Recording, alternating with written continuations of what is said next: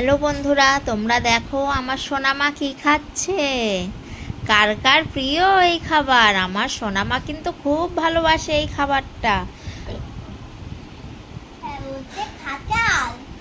কাঁঠাল, তাই তো দিদি বিকালবেলায় ছাড়িয়েছিল। আর ওটা ফেলে দাও, ওটা ফেলে দাও, ওটা ফেলে দাও।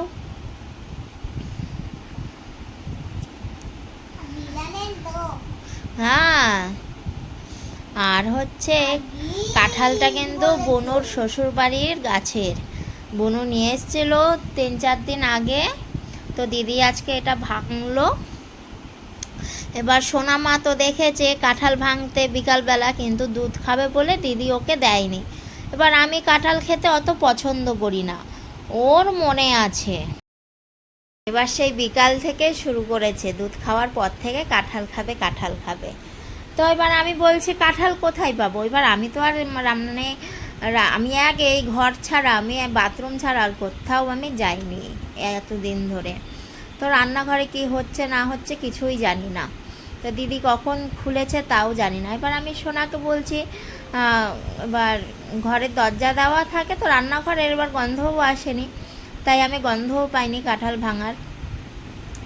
তো সোনা বলছে মামনি কাঁঠাল ভেঙেছে। আমি বলছি ধ্যার, কোথায় কাঁঠাল ভেঙেছে? তাহলে তোকে দিত না? বলছে আমি দুধ খাবো বলে মামনি দেয়নি কাঁঠাল। আমি বলছি তাহলে দাঁড়া, আমি গিয়ে দেখে আসি। তো ওকে পরিয়ে নিলাম, পড়াটারা হয়ে গেছে, দিয়ে বলছে আমি এখন কাঁঠাল খাবো। তা আমি বলছি তাহলে দাঁড়া দেখে আসি। গিয়ে সত্যিই দেখলাম হ্যাঁ কাঁঠাল ভেঙেছে, রান্নাঘরে ঢাকা দেওয়া বাটি চাপা দিয়ে আছে। তো আমি কটা নিয়ে আসলাম কাঁঠাল দিয়ে। এবার আমি তো পছন্দ করি না, আগে ছোটোবেলায় প্রচুর কাঁঠাল মুড়ি খেতাম, হঠাৎ ইদানিং জানি না কাঁঠাল আমার খেতে ভালো লাগে না। তো মেয়ের তো পছন্দ, আমি এর জন্য ও পছন্দ করে বলে একটু বেশি করে নিয়ে আসলাম। এবার নিয়ে আসার পরে বলছে কি আমি এতগুলো ছাড়ানো হয়ে গেছে, এতগুলো খাবো না মাম্মাম।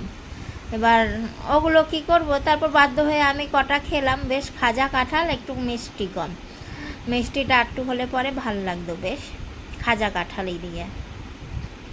তারপর আমি কটা খেলাম।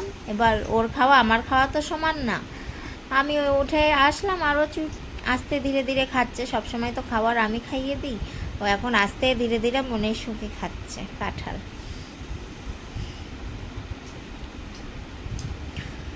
এমন করে খায় না মা? না আমি দেখাবো না, তুমি অমন করছো, আমি দেখাবো না। দেখানো হয়ে গেছে, আর দেখাতে নেই, বেশি দেখাতে নেই। হ্যাঁ দেখিয়েছি, পড়বে, তুমি যাও খাও, ঠিক করে তাড়াতাড়ি খাও। আবার ভাত খেতে হবে কিন্তু, রাত হয়ে গেছে। ঠোঁটে ঘষে না কোনো খাবার, ঠোঁটে ঘষে, এটা কি রকম মা অসভ্যতামি? ঠোঁটে ঘষছো কেন ওটাকে? এটা কি লিপস্টিক তুমি যে ঠোঁটে ঘষছো? ঠিক করে খাবার খাও। দে এখন এই যে খাবার কাঁঠাল খাচ্ছে, যেটা একবার মানে কাঁঠাল দেখেছে সেটা ওর চাই। আমি বলছি তা তখন দিল না কেন? আবার বলছে তখন দুধ খাবো বলে দেয়নি মামনি। তো কার কার কাঁঠাল প্রিয় জানিও কমেন্ট করে। আর আমার ভিডিওগুলো বেশি করে শেয়ার করো বন্ধুরা, বেশি করে কমেন্ট করো। তোমরা শেয়ার না করলে কি করে হবে বলো? আমার এই ছোট্ট বাচ্চাটাকে নিয়ে আমি কি করে কি করব, তাই না? তো তোমরা আমার পাশে দাঁড়াও, তোমাদের সাপোর্ট পেলে আমি তো তবে এগিয়ে যেতে পারবো, তাই না? কারণ এখন প্রচুর পরিমাণে তোমাদের ভালোবাসা আমার দরকার, তোমাদের সাপোর্ট দরকার। তাই প্রচুর পরিমাণে ভিডিওগুলো শেয়ার করো, কমেন্ট করো বন্ধুরা।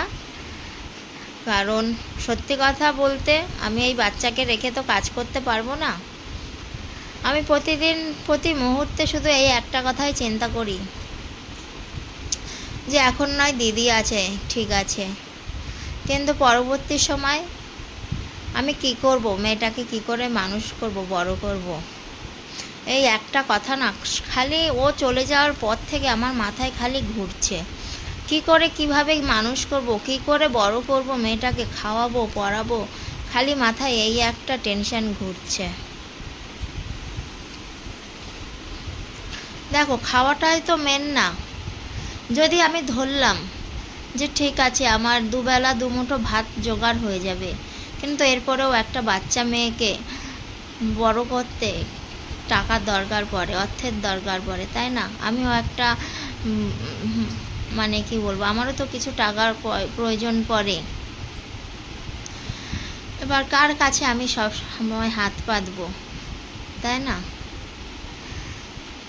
বাচ্চা মেয়েটার স্কুলের মাইনা দিতে হবে, আমি কি কারোর কাছে হাত পাতবো?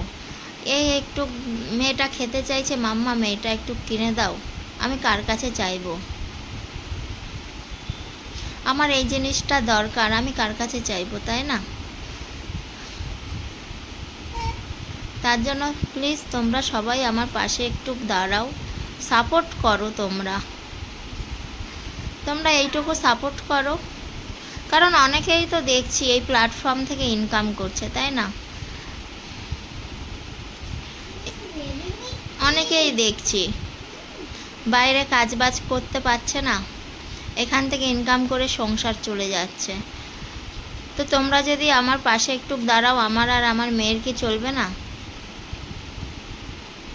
তাই প্লিজ বন্ধুরা একটু সাহায্য করো, তোমরা আমাকে এইটুকু সাপোর্ট করো। এতদিন তো বলে এসছি, কিচ্ছু পাইনি, যদি পেতাম সত্যি হয়তো ওর পাপাকে আমি ধরে রাখতে পারতাম, তখন তো আর পাইনি।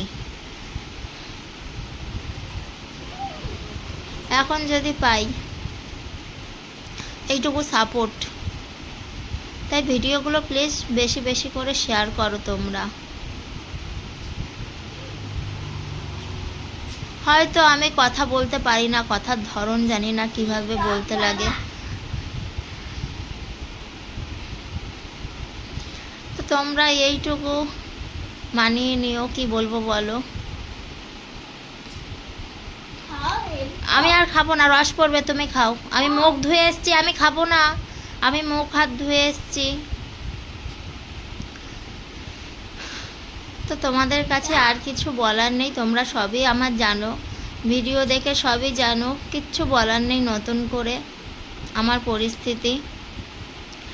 তাই এইটুকুই বলার অনুরোধ, ছোট্ট বোন হিসাবে বলতে পারো, বন্ধু হিসাবে ধরতে পারো, দিদি হিসাবে ধরতে পারো, একটু অনুরোধ, প্লিজ সাপোর্ট করো আর ভিডিওগুলো শেয়ার করো, এইটুকুই খালি। আর যদি কারোর এইটুকু হেল্প করতে পারো, অনেকের মানে আমাদের এইখানে আমি পাই না, অনেকে বাড়ি বসে কাজ করে, যদি কোনো কাজ বাজ থাকে আমাকে জানিও, যে ঘরে বসে কাজ করা যায়, তাহলে আমি করতে পারবো।